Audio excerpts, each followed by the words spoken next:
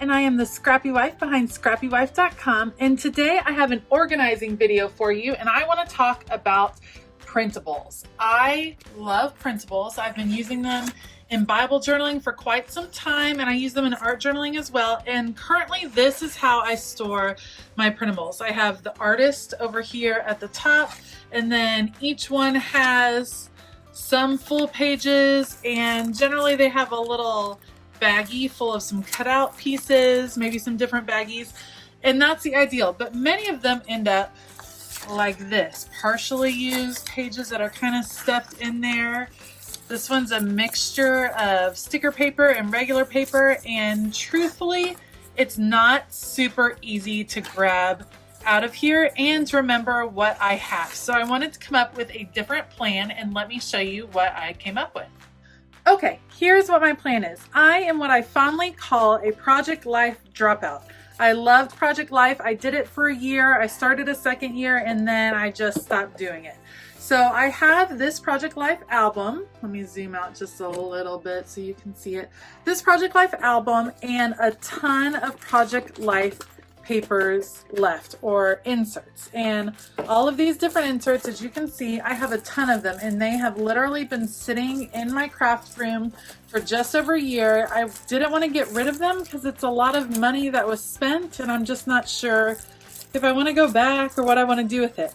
But here's my plan. I thought, why not use these pocket pages to organize my printables? I'm thinking that I can use these clear sleeves to put in any full papers that I still have, and then behind that I can use the various pocket pages to organize the ones that I have cut out already. I can slip them into these, maybe this set as well, to kind of organize them, be able to see what I have, and that way when I'm wanting to use some printables, I'll have an album that I can easily flip through.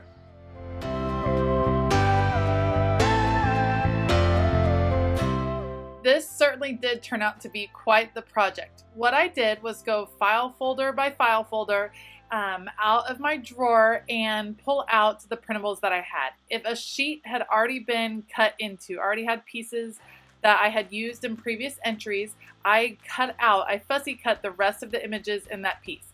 Now, I didn't like super cut them with fine detail. I basically just cut general shapes around them, sorted them into these Project Life sheets, these plastic sheets, which are divided up in a variety of ways, and you can get them in a variety of ways. I am not necessarily advocating that you go out and buy this Project Life stuff. I will link it down below in case you're interested, in case you think this is what you've been looking for. But the main point of this project was to use what I had on hand, which is one of my goals this fall. You have a lot of supplies on hand, and you have a lot of organizing supplies on hand. My first thought with this was an old photo album. Kind of the ones back in the day. I used to have a sticker collection, and I would just collect those Lisa Frank stickers and put them in those photo albums where you pull back the front sheet and it's like sticky. I thought that that would be a perfect way to kind of organize my printables, but I couldn't find one of those in my stash, so I used this Project Life stuff, which I spent a lot of quality money on and haven't gotten the chance to use, and so now it's being put to use, and I don't feel quite as bad for spending the money on it. What is this? This is probably like 3 years ago now that I did Project Life, and it's not something that I do anymore, but that's okay. Sometimes things change, your styles change, your timing changes, and so I am on to different things. So I spent time just fussy cutting out. As you can see, some pieces were a little bit long and I have them sticking out of pockets, not a big deal. And I'm just gonna organize my printables in this way. If a sheet came out and it was a full sheet, then what I did was put it in an 8.5 by 11 page protector, which we also happen to have a bunch of on hand because my husband and I are musicians, and that's how we organize music as well. So we have a bunch of those on hand, and I will use those to organize the full sheets. And you'll also see me pull out my label maker in just a bit. Label makers are essential, I feel like, in an organized craft space. And what I'm going to do is label each page with the artist that created that page. Not necessarily with the title of the printable, but with the artist, because that's how I organize them on my computer. So if I'm looking to print some more by that artist, or see if I can find an element that I thought was a part of that page, then I can go back on my computer and I'll know who did what.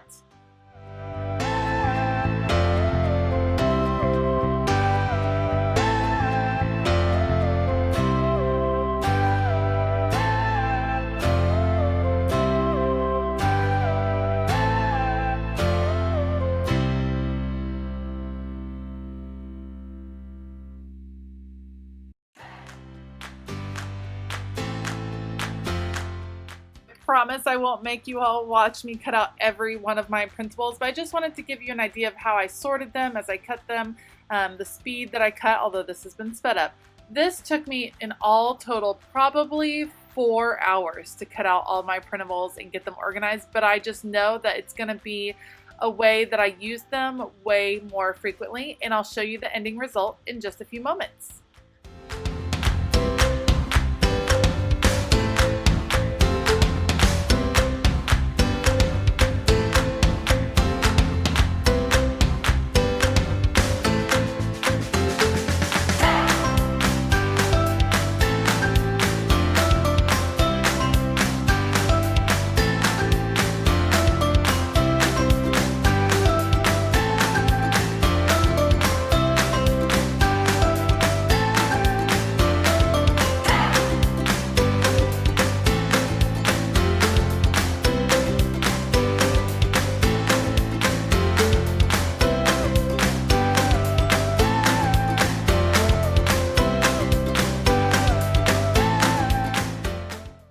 Okay, I did finish cutting and I thought I would show you guys the finished product here at the end. Again, this is a Project Life binder album and I'm using some leftover Project Life page inserts that I had. I kind of randomly picked the type of inserts I would use just based on what I had.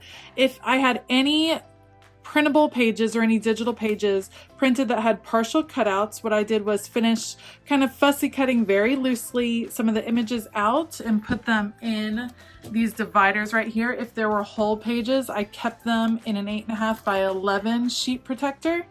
And to me, this is a really good way that I can kind of see what I have left. It's a way that I can flip through and look, maybe get some inspiration. Advent sets. You can see I labeled the artist in the top right corner. And here's Beloved Society. I have some devotionals that I purchased and have never actually gone through, so those are something I want to take advantage of. This one might be one of my favorite pages. Love me some Beloved Society ladies. I had so many from when Illustrated Faith was offering the 100 Girls. I believe that was last summer, so I had those, and a lot of them I hadn't used, so I kind of trim them out loosely. When I use them on a page, I can cut a little bit closer. Brave Little Taylor. Love hers.